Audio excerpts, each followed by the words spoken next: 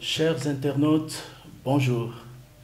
Je vous aime beaucoup et je vous salue dans le beau et précieux nom de notre Seigneur Jésus-Christ. L'histoire que je vais vous raconter aujourd'hui est celle d'un enfant, un garçon de 12 ans, prénommé Glody, qui vivait paisiblement dans un petit village situé non loin de la ville de Goma, à l'est de la République démocratique du Congo. Un jour, Glody était à table, prêt à prendre son repas avec son père, sa mère et ses deux jeunes sœurs, lorsqu'on frappa violemment à la porte d'entrée de leur maison. « C'est qui ?» demanda le père de Glody. « C'est nous, les rebelles, ouvrez la porte !» Glody et ses parents comprirent tout de suite qu'ils étaient dans des mauvais draps. Le papa de Glody regarda tout autour de lui. Il aperçut un grand placard. Il saisit Glody à la main et l'introduisit à l'intérieur du placard. Il aperçut une armoire. Lorsqu'il s'est préparé à cacher ces deux filles à l'intérieur de l'armoire, lorsque le chef de la bande rebelle donna un violent coup de pied contre le battant de la porte, celui-ci s'ouvrit brusquement et 4 rebelles, vêtus de treillis militaires, pénétrèrent dans la maison et obligèrent le père, la mère et les 2 jeunes sœurs de Glody de se coucher par terre. Et sans vergogne, les 4 rebelles s'émirent à violer à tour de rôle les 2 jeunes sœurs, puis la mère de Glody, sous les regards horrifiés du papa de Glody, tenu en respect par le chef de bande de ce groupe de rebelles.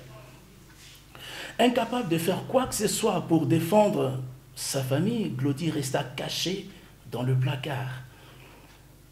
Mais il suivait la scène au travers du petit trou de la serrure qui se trouvait à la porte du placard. Après avoir sauvagement violenté les 2 jeunes filles et leur maman, les 4 rebelles obligèrent le papa de Glody de s'accoupler avec ses propres filles devant son épouse qui ne cessait de pleurer et de crier sa douleur. Et pour couronner le tout, les 4 rebelles dégainèrent leurs armes et abattirent froidement le papa, la maman et les 2 jeunes sœurs de Glody. Glody suivait tout cela. Il suivait toute la scène depuis le placard où il était planqué. La chaleur dans cette maison était tellement suffocante que le chef de cette bande de rebelles enleva alors la chemise de sa tenue militaire. C'est alors que Glody aperçut un tatouage dessiné sur l'épaule du mercenaire et qui représentait une baïonnette.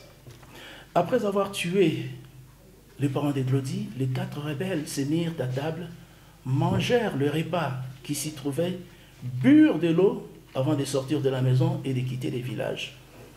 Quand Glody sortit de sa cachette, la désolation était totale. Les rebelles avaient perpétré un véritable carnage dans le village en massacrant indistinctement hommes, femmes et enfants. Il ne restait que quelques survivants dans les villages qui étaient parvenus miraculeusement à échapper à la tuerie. Craignant un éventuel retour des rebelles, Glody et les autres survivants ramassèrent quelques effets personnels et ils fuyèrent dans la brousse pour prendre la route de Goma. Arrivé à Goma, Glody fut accueilli par une sœur religieuse qui les prit sous sa protection, le remit à l'école et commença à l'élever comme s'il était son propre enfant. Mais 6 mois plus tard, alors qu'il était sorti de l'école et qu'il avait regagné la maison, le même groupe de 4 rebelles vint à nouveau les agresser.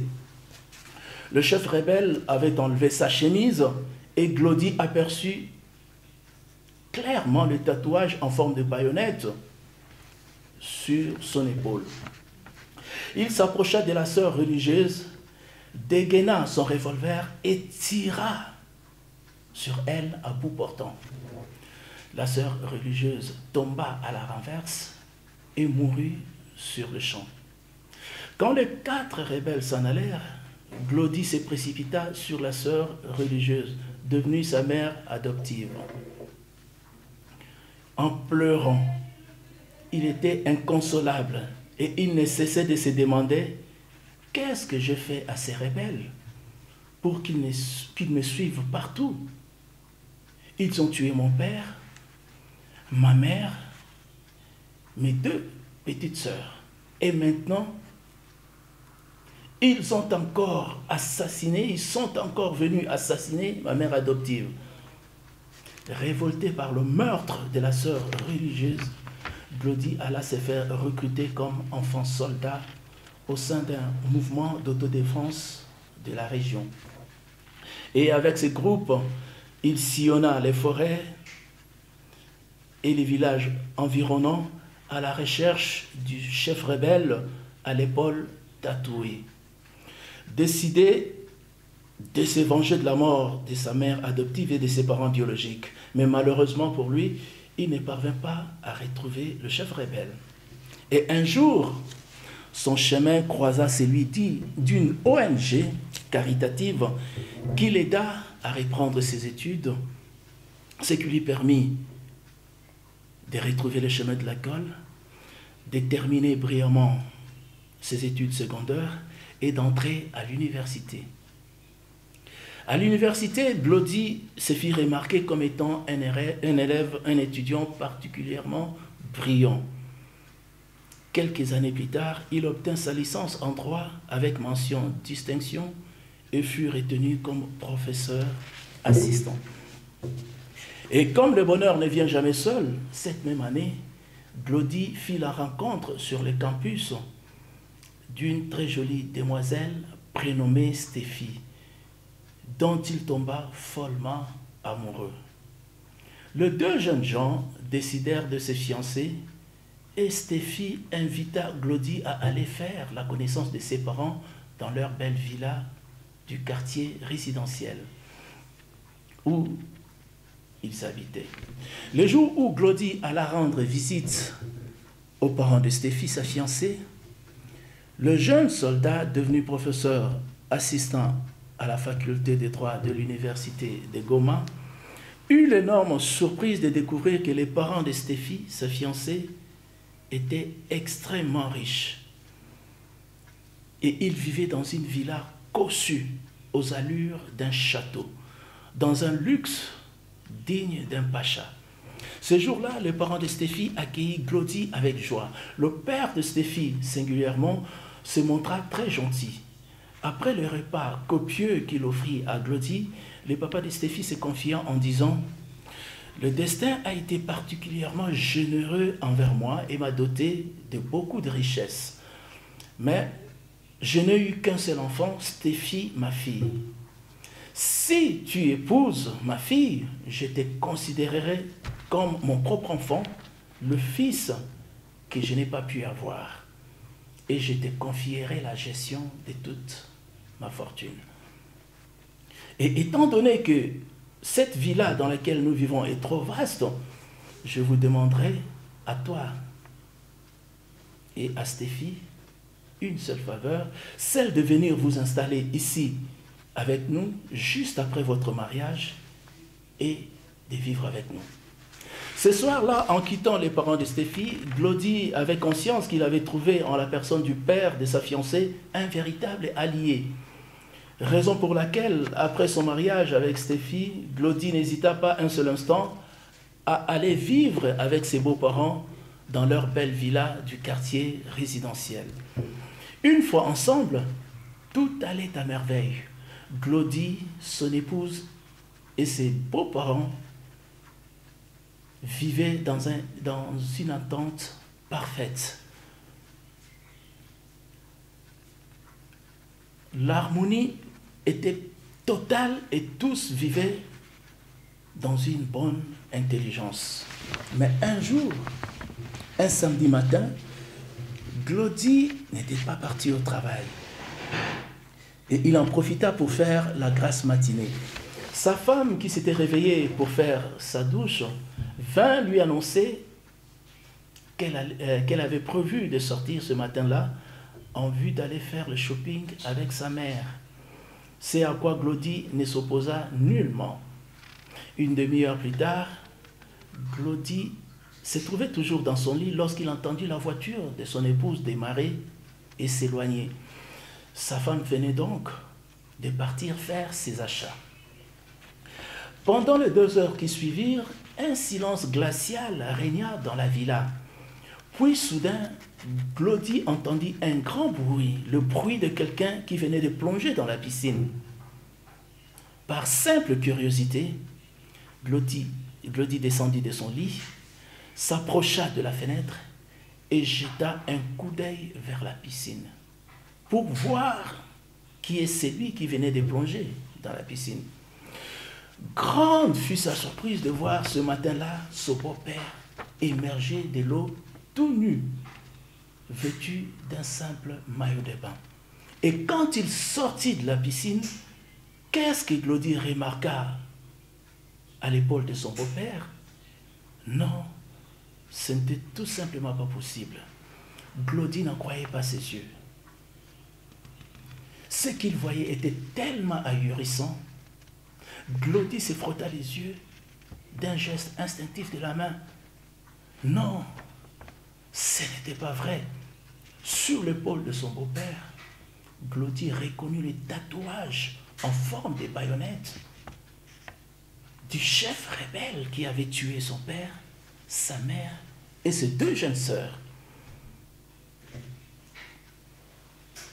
À cet instant, ses cheveux se dressèrent sur sa tête. Glody sentit une colère incontrôlable monter en lui.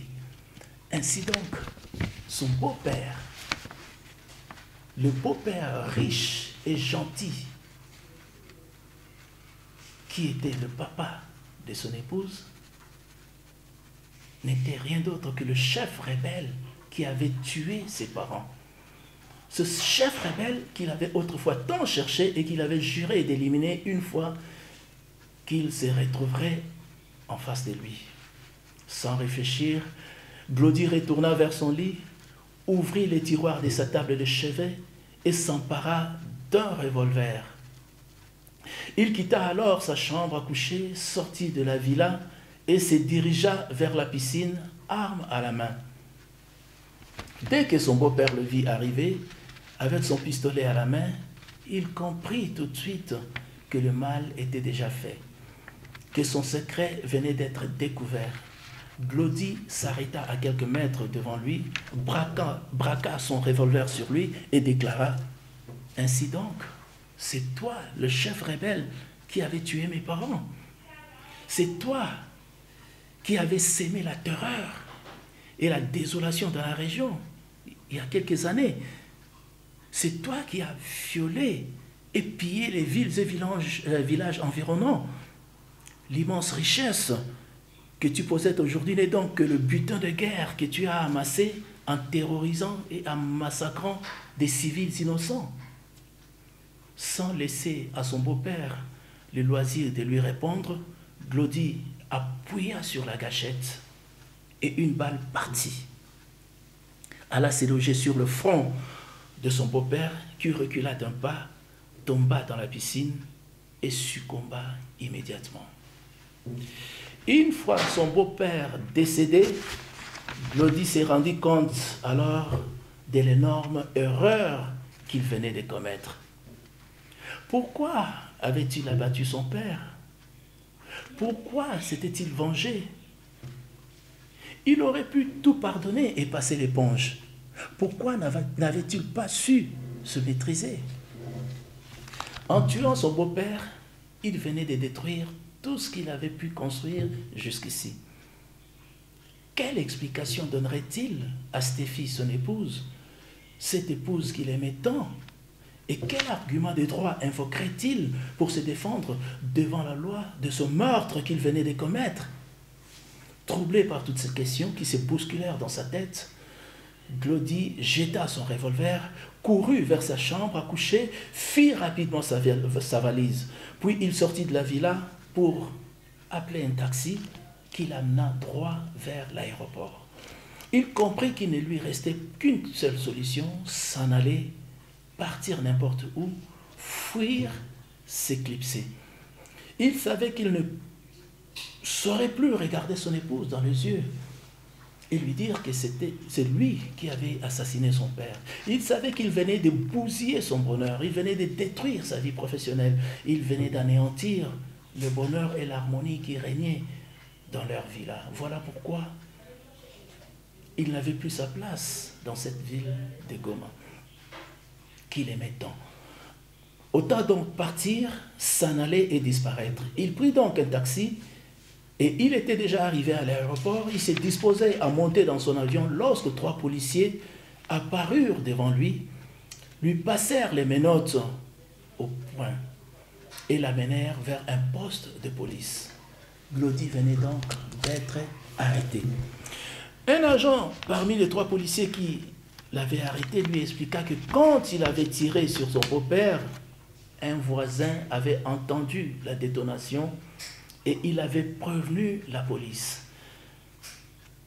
Une fois arrivé sur le lieu du crime, la police avait tout de suite compris ce qui s'était passé et avait immédiatement bouclé tous les points de sortie de la ville afin de mettre la main sur le meurtrier.